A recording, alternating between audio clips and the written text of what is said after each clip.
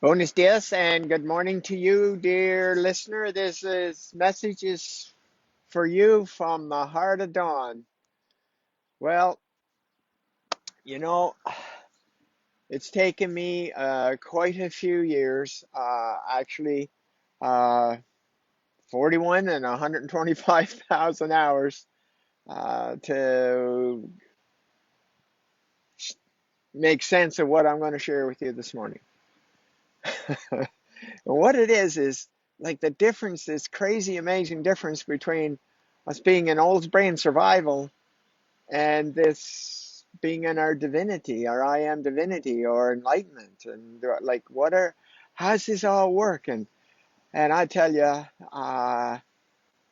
it's been quite the journey for me. It's been quite the journey. I figure I got approximately 125,000 hours putting this 100,000 piece puzzle together.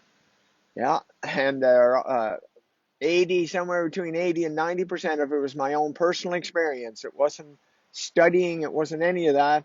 The other 10 to 20 was me working with clients and finding out their programs. And so let's talk a bit. I'm just going to share like this old brain survival piece. And I that's the one good thing about the coronavirus. Yeah, there is one good thing about the coronavirus. What it is it shook people up. It woke people up. And all of a sudden now they become consciously aware of being in old brain survival and without not even knowing it. There was no conscious awareness that old brain survival was running the system. And what's old brain survival is, I'm going to die. There's three choices, but most people use two of them. There's one is, I'm going to attack. I am going to go on the attack and I'm going to take you down before you take me down. Now, whether that's an argument or guns or whatever, and anywhere in between. And the other one is, I'm getting the hell out of here. I'm going to run. I'm going to hide. I'm going to just get away. Those are the two most prominent. And then the third one, the one in the middle, is I'm going to play dead, kind of like a bear coming in. I'm just gonna lie there motionless and let it sniff me and hope it doesn't eat me. Yeah. So those are the three. And most people are in that old brain survival constantly. Like it never stops. And I'll tell you something. Here's how that works. There are more ways that ego has of creating fears of what we're going to die from than there is grains of sand here on this beautiful beach. That's right. And it will not stop. You're going to die of this, you're going to die of that. My dad was in the Second World War. He made 28 trips across the English Channel, and the ship he was on was the HMCS St. Thomas. They even sunk the first German sub ever. That's what they were known for, and Dad came back with not a scratch. But I tell you, he had post-traumatic stress, and everything you were going to die. Like everything, we were going to die. An example is thunder and lightning. You know, all us kids would get under the kitchen table get the blankets, get under the kitchen table so we didn't get struck by lightning. And I could spend 20 days talking about those fears. And then top it all off in an Irish Catholic home, now not only are you going to die, but there's not a hope in hell that you're not going to die with at least venial sins and probably a couple of mortal ones. And if you're mortal, you're just going straight to hell. And the venial ones, well, you might have a chance to spend a couple of 100 million years in purgatory to get to heaven. You ain't going to go to heaven. It's just, yeah, you're not getting there in one step. And so, like all of this crazy, crazy, phobic way of seeing life and interacting with the world, and it just gets larger and larger, and the ego is in charge. It's making the decisions. And what's the ego? It's who we're not. It's like it was created. And I'll give you a couple of stories because you need to know how this works. And of course, I'm going to use the extreme ones, of course, to give you an idea. But everybody has milder ones. If you've got fear, it's one of these. And this one lady, was one lady from age 6 months to 15 years. Lost her sight, was completely blind, and got it back 5 times. The first time was at 6 months. Think about this, 6 months. She created instant blindness. She was born full eyesight, not a problem. And at 6 months, all of a sudden, she was blind, couldn't see.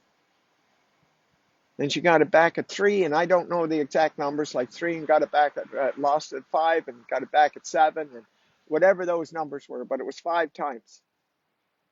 And what it was, now think about this, because we have this such amazing awareness and knowing of our surroundings, way, way before the age of reason, which is approximately 5 for most.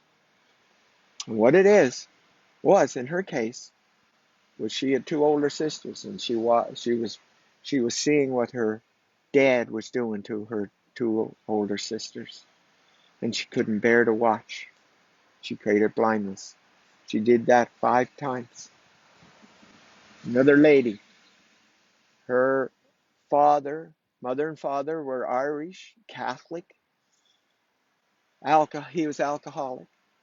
And when her mom was 8 months pregnant with her, her alcoholic father pushed her mother down a flight of 12 concrete steps, tumbling, tumbling, tumbling, tumbling, tumbling. And when she was born, a month later, every year she had somewhere between 3 and 5 major traumas. And she had them until I met her at 60. So do the math. At 5 a year, 60, that's 300 traumas. 300 traumas in her life. Like, isn't that crazy? Coming from one event before the age of reason. Now, how far is that from divinity? From here to the sky and back. That's right. So what's the fears? What is our fears? What are they? What are we using? What's our way of surviving? But I'm telling you that this, about 8 months ago, was the first time it happened. Now, it happened to me in chunks, in pieces. I had it once for about 3 months. Didn't even know what it was. I was in this IAMDIVINITY. But I didn't have it articulated in that way. And what it was there was no fear. There's literally no fear. And then I worked with a beautiful lady at a White Rock, Daniela, it's about 8 months ago now. And I just found out about 6 weeks ago that it was all gone. It was all gone. She was the first one. I thought the first one was Tim. And on December 31st, 2020, where he went 40 days with not one of those thoughts, not one of those I'm going to die thoughts. And that's all fear is I'm going to die. That's what it is. And you can say, yeah, but I got to protect myself. I got to protect. No, that's the ego. And that's all the ego is who we're not. It's that old brain way of trying to survive. And I'm telling you, you will never, ever, like those grains of sand on this beach, you will never run out of things you're going to die from. You'll never. And the coronavirus just brought that all up to the surface so you could be consciously aware of, like the person coming into Whole Foods in West Vancouver in a hazmat suit. Like, like it's just crazy. It's like believing in Santa Claus, these things. And so, what are we talking about here? We're talking about rising to the level way beyond I'm going to die, into this beautiful divine nature of our natural state of beingness. And we're making our decisions from here, not, oh my God, what's going to happen to me today? What do I need to do to protect myself? And it's possible. And when I say the word egoless, that's what I'm talking about. It's not this fight or flight anymore. It's not. It's gone. Yes, it's not there. That's right. It's not there. Now, keeping in mind, you got to know this. You got to know this. This is not science. This is not rocket science. It isn't. It's very, very simple, actually. And very, I don't know. Let's just call it simple for the moment. That in 1 second, something happened. As it happened to me, as it happened to me, before the age of reason mostly, you got a shock. It was an instant shock.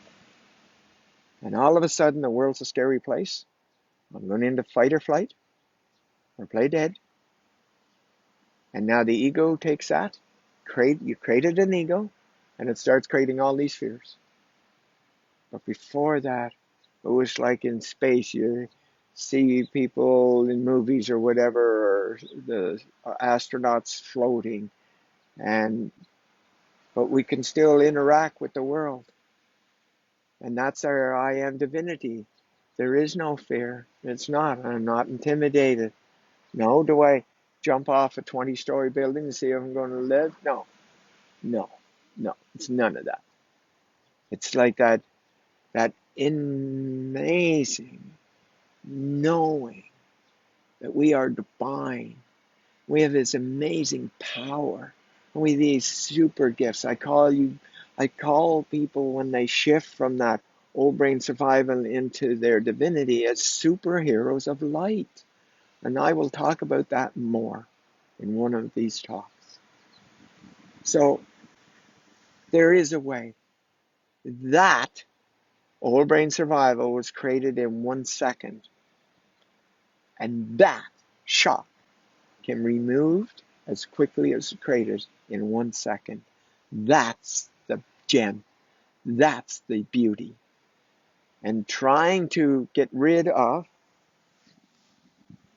and analyze and talk about all of those grains of sand is not it. It isn't. It's going after that one grain that created them all.